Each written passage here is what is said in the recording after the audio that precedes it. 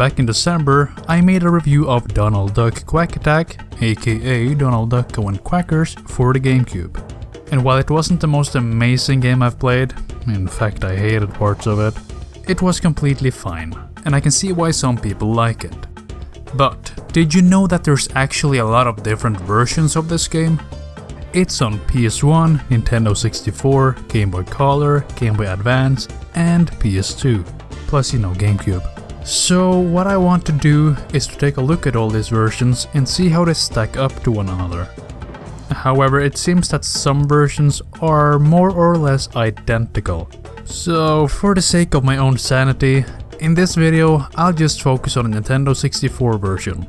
Then in part 2, we'll check out the Game Boy Advance and Color versions, as this should cover all the versions of the game, more or less. So let's get to it. Let's start out with the story. A wizard named Merlot kidnaps Daisy, and Donald decides to go rescue her. But instead of just taking the bus or something to where the wizard lives, Donald decides to use Gyro's teleporter system for some reason. However, this system doesn't have enough power to reach Merlot's base, so you have to go around to different areas and play stuff to increase said range. This is the game's excuse for having levels. Can't really blame it for that, but I will. It's all just too unbelievable. Daisy's kidnapping was broadcasted on live TV, and no one's concerned?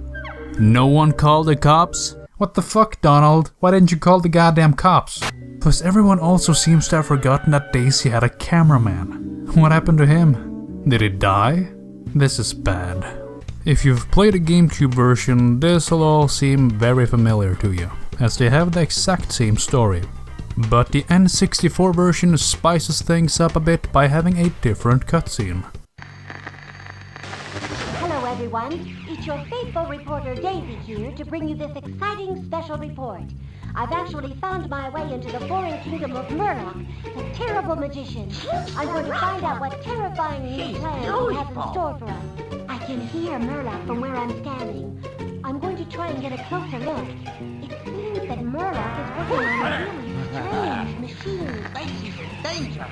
Just right off the bat, it's worth mentioning that I decided to use an emulator to play this game, and I think it may have fucked up the game a bit. For one, the cutscenes play much faster than intended, cutting off a lot of the dialogue. Don't worry, Donald. Gladstone left too quickly. For now, my teleporter doesn't have enough power to reach Murloc's secret temple. You'll have to travel up.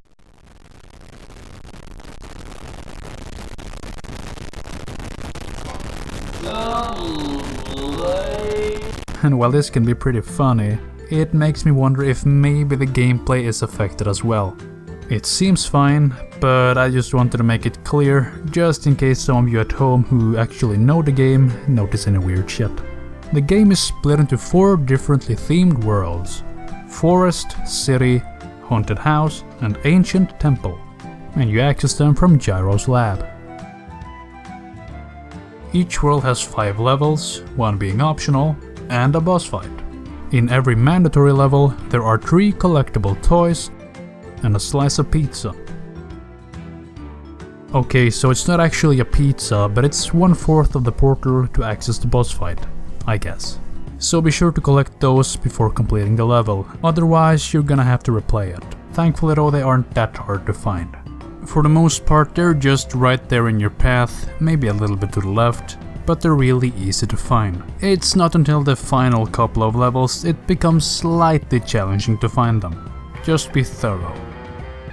In the levels, there's also plenty of stars lying around that give you an extra life if you collect 100.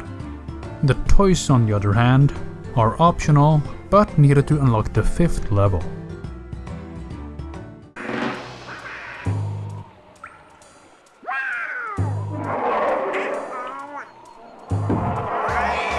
In these levels, you have to run away from some dangerous thing with a changed camera perspective.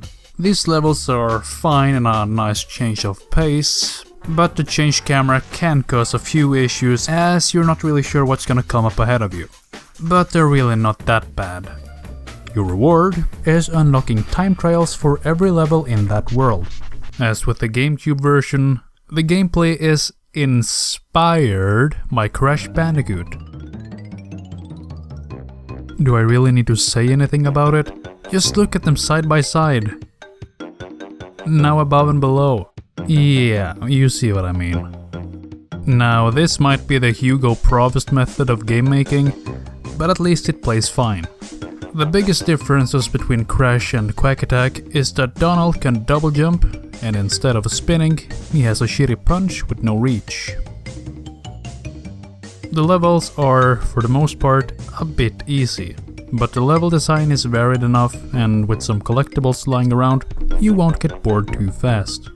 Enemies aren't that bad either, but the hit detection can be a bit annoying, especially when it comes to your punching. It's like 50-50 if you hit or not. But even if you should struggle with the enemies, Donald can take 2 hits before he dies, so there's thankfully no insta-deaths lying around. But overall, the levels here were almost enjoyable, so that's pretty good. The boss fights, however, are not as good. The biggest problem with them is that they get very repetitive. And if you die, you start all the way over from the beginning of the fight, making them even more repetitive. Basically, the boss fights just consist of avoiding attacks for X amount of time before the enemies open themselves over attack. But it's not always clear what you have to do to attack the enemies. Look at this for example. Here, you have to make sure that you stand on a platform that blinks to not get spiked to death. Sounds fine, right? But then a bomb appears. What would you do here? Well, I jumped away because bombs usually kill me.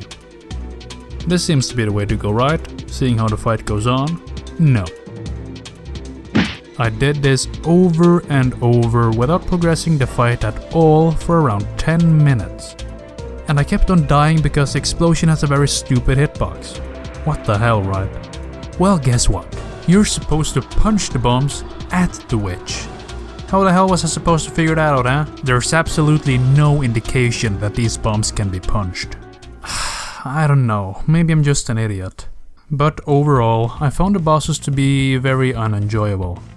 They just feel like they're there because somebody figured, hey, this game needs boss fights. And yeah, I can see why you'd want boss fights in a game like this. But could you please make them good? Funnily enough, the final boss fight was actually the easiest, so there's that. Donald Duck Quack Attack, or Goin Quackers, on the Nintendo 64 is pretty okay. The game isn't anything special and you're definitely not missing out on anything by not playing it. So unless you have a solid boner for Donald Duck, or you're fueled by nostalgia, you'll probably only have an okay time with this game. Thanks for watching. Be sure to tune in next time where I'll check out Donald Duck Quack Attack on Game Boy Advance and Game Boy Color. See you there.